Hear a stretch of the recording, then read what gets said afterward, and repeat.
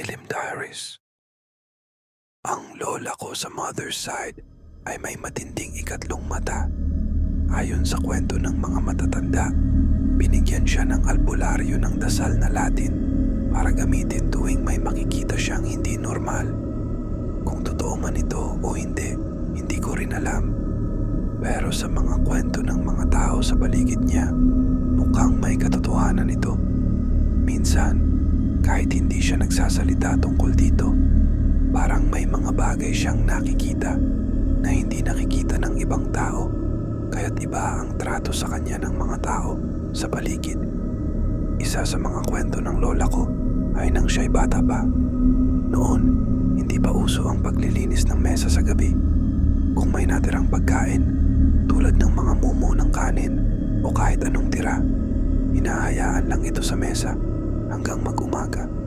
Si lola at ang kanyang nanay, yung great-grandmother ko, ay natutulog malapit sa mesa.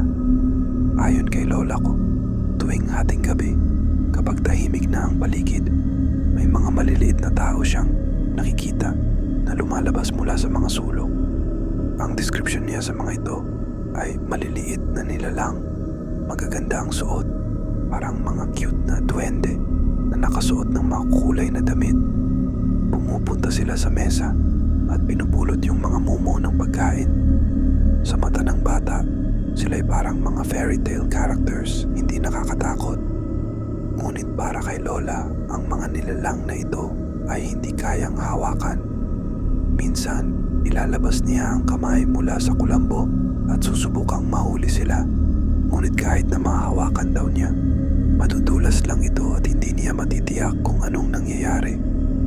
Ang frustration at takot na nararamdaman niya tuwing hindi niya sila mahuli ay nagiging dahilan kaya't umiiyak siya. Gigisingin niya ang kanyang lolo, great-grandmother, at makikiusap na sana ay matulungan siya. Sasabihin niya, "Ma, pakihuli naman yung mga maliit na nilalang na ito."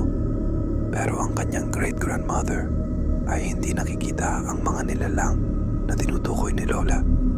Minsan, ang great-grandmother pa niya, para mabigyan siya ng comfort, ay sasabihin na wala namang ganyan, baka lang nananaginip ka.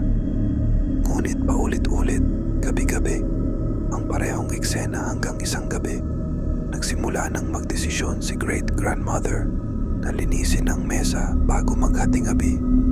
Pagtanggal ng mga tira, hindi na muling nangulit si lola. Hindi na siya nagising o nagtanong pa. Parang nawala na ang mga nilalang. Marami pang ibang kwento ang lola ko na hindi ko na personal na narinig mula sa kanya. Sayang nga at bata pa ako nang pumanaw siya. Walang pagkakataon na magkwento siya ng mas detalyado. Ang mga kwentong iyon ay naibasa lang sa akin ng nanay ko. Kaya naman, nakaramdam ako ng pangangailangan na itala ang mga kwento ni lola. Nais kong maging bahagi ng aming pamilya ang mga karanasang iyon upang hindi makalimutan at magsilbing gabay o aral sa mga darating na henerasyon. Ang mga kwentong iyon, kahit matagal nang nangyari, ay patuloy na nagbibigay sa akin ng kagalakan at takot.